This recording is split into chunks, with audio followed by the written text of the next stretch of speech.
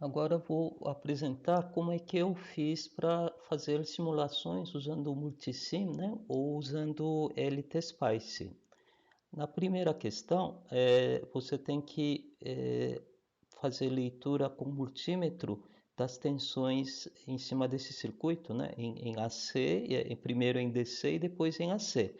A forma mais simples de fazer isso em Multisim provavelmente é colocar esses multímetros virtuais. Tá? Você coloca multímetros virtuais, você pode selecionar aqui medir tensão AC ou tensão DC. Tá? Você clicando aqui, né? Você também pode fazer a mesma coisa em Multisim usando Voltage Probe. Em vez de usar, se não quiser usar multímetro, você pode colocar aqui os probes, né? Eles vão te dar as tensões, leitura das tensões aqui em cima. Dá para fazer de outros jeitos também, né? Que tem outras simulações que permitem obter as leituras dos multímetros em Multisim. Usando LTSpice, na minha opinião, a forma melhor de fazer isso, né, seria fazer análise de transiente. Você coloca aqui transiente, faz análise transiente e clica aqui, mostra a tensão nesse ponto, clica aqui, mostra a tensão nesse ponto. Se você clica e arrasta aí e solta na referência, ele dá a diferença da tensão, uma tensão em relação à outra. Então aqui, por exemplo, aqui você clica aqui, aí com o mouse apertado chega até aqui e solta. Aí ele dá a diferença entre tensão VE e VB, tá? Aí vai dar um gráfico assim, né? Aí você consegue ver qual que vai ser tensão, né? Tensões nesse circuito. Tem outro jeito de fazer isso, né? Agora, para ver a leitura usando LTSpice, para ver a leitura do multímetro, também você pode fazer análise transiente. Você faz análise transiente, ele mostra as tensões ao longo do tempo.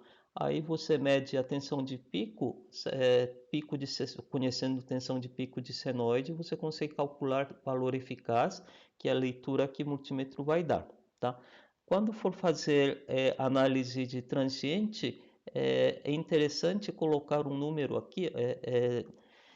Quando faz análise transiente, existe no início do tempo, a forma de onda não vai ter estabilizado, vai ter alguma coisa, vai ter uma transição, né, para entrar em regime a partir do qual o senoide vai ficar estável. Então, aqui é interessante mandar pular os instantes iniciais para você, se você não quer ver a transição, né, mas quer ver regime permanente, é interessante mandar pular os instantes iniciais que você coloca aqui. Tem outro jeito de fazer isso, né? Também dá para fazer análise AC, etc. Mas acho que de forma mais simples é fazer a análise transiente que mostra o que vocês enxergariam no osciloscópio. Na questão 2, vocês têm que simular o que o osciloscópio enxergaria, né? Então, no Multisim, existem osciloscópios virtuais, que nem esse aqui, né? Você pode colocar o osciloscópio virtual e aí medir as tensões, aí você consegue ver aqui, né? O que seria mostrado no osciloscópio. O problema que eu observei tentando fazer isso é que todos os osciloscópios que eu testei, né, eu não consegui descobrir como é que pode calcular defasagem de uma tensão em relação à outra. Eu testei, talvez tenha algum jeito, só que eu não consegui descobrir, né? Então, se vocês conseguirem descobrir, aí depois me avisa, tá? Aí o jeito que achei para calcular defasagem é fazer regra de 3. Aqui calcula, por exemplo, o cruzamento de zero das duas tensões, né? Calcular ΔT, calcular o tempo de um período, faz regra de 3, aí consegue calcular a defasagem em graus. Bom, tem outro jeito de fazer essa simulação aqui também, né? Dá para fazer análise AC, análise transiente, etc. Usando LTSpice, você consegue observar o que veria no osciloscópio fazendo análise transiente. Aqui também é importante descartar os instantes iniciais que são que vai ter para observar a forma de onda depois que entra em regime.